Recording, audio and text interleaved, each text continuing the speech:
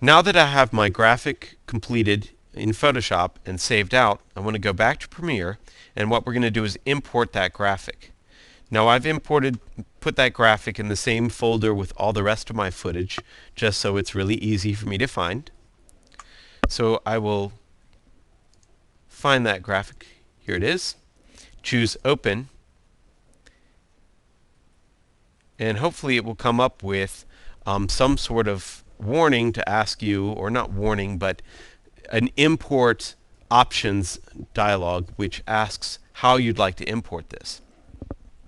And you'll see that I can import it by merging all the layers, merge the layers, which I only choose which layers to merge, or I can do an individual layers, or I can do a sequence. Now the benefit of a sequence is that it will create a new layer for each of your individual layers in Photoshop. And those layers, of course, will be the same name as you have here, which is kind of nice. So I'll choose OK. It created a new folder, and in that folder has all the footage items as well as the new comp. I typically drag the comp out so that the comp is on the main layer or level with the other comps that I have. And if I go into this comp, you'll see that I have basically what looks to be the exact same graphic from Photoshop.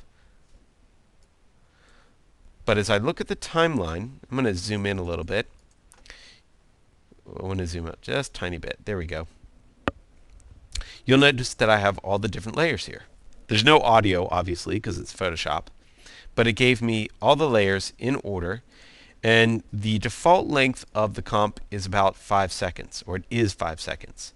What I typically do is make something more like 10 seconds. Now we can do that by dragging all the layers at once, or we can just do it individually. To make a layer longer, you just drag it the end and it goes longer just like any photo. You can also do multiple layers that way. If you hold down the Shift key and click on multiple layers, then you can drag all 3 layers out at the same time. But you may need to put in a sound, an audio file, to help you determine how long this actual animation needs to be. So if I look at my actual sequence, right now I'm using this audio file, which is Aloha. So I'll go to my footage, audio, and I'm going to use this other folk song as my sound. And if I look at this really carefully, let's take a look at this sound. Notice how there's that break in the sound right there. That might be a good place for me to actually have that sound be the end of my introduction. So I'm going to just try and cut to right there with my sound, go back to my timeline for the travels graphic, and drag this down, hopefully. Maybe I need to put it on the master timeline. Do I have the stereo? I do have the stereo one. So let's put that down there. And just clicked on this insert or overlay button. And you'll now see that it shows me that that sound is about 12 seconds long. Which is good, because now I have a length for my animation. Now I can go to my layers, hopefully. Might even lock my audio so I don't change that. Go to my background layer, see how long that is.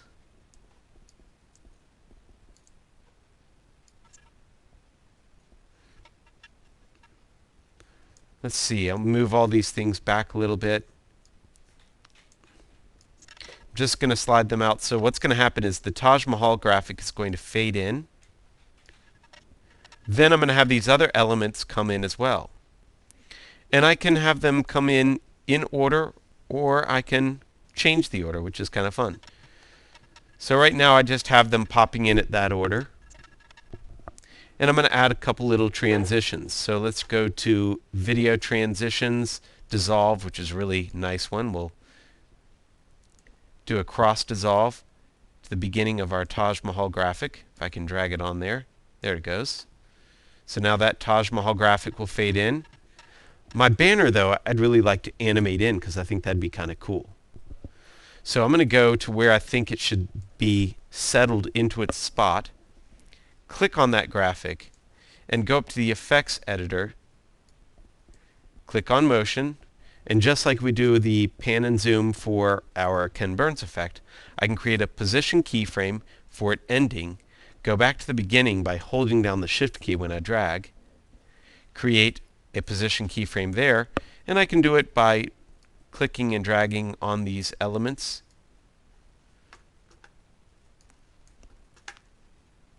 Or I can even hold down the shift key when I do it and it goes faster.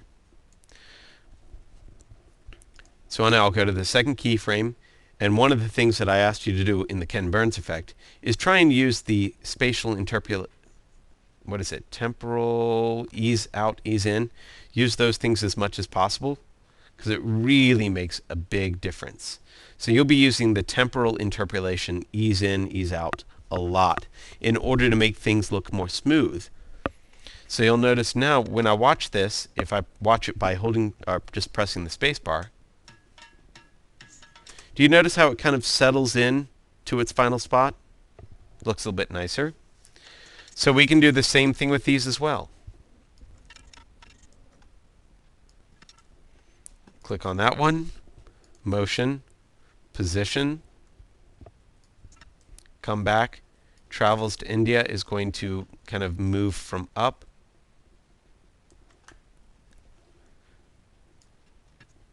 So that's how that's going to work. And the hosted by Jonathan Ross will just fade in. And that works for me.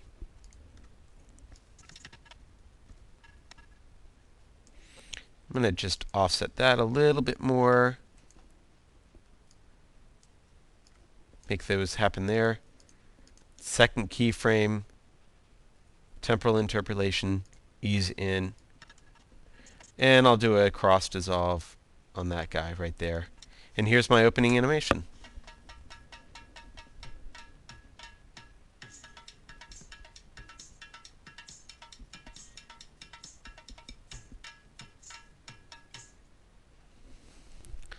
So I don't know if you can hear that, because I think right now I have it running through the speakers, but I do have the sound actually playing here.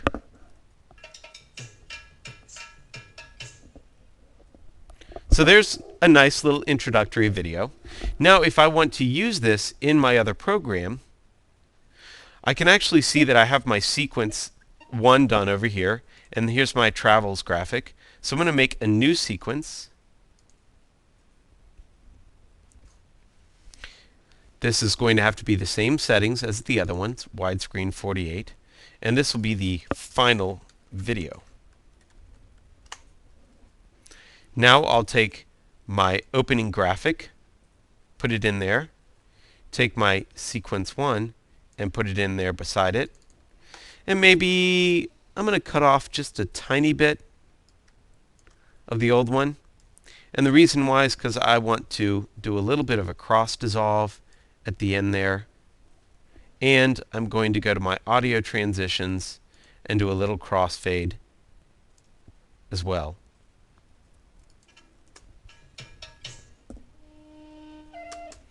So actually, I think that's not going to work that well. It needs the time.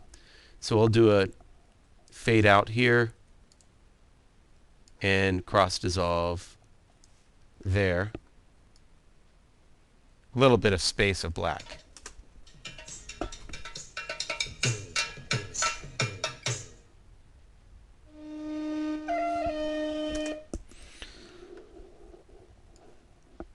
Maybe make these also fade in.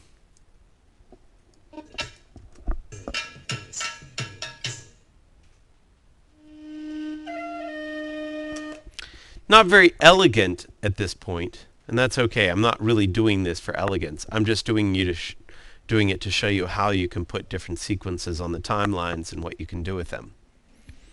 So the next thing that we would want to do is export it. So we'll do that in the last video.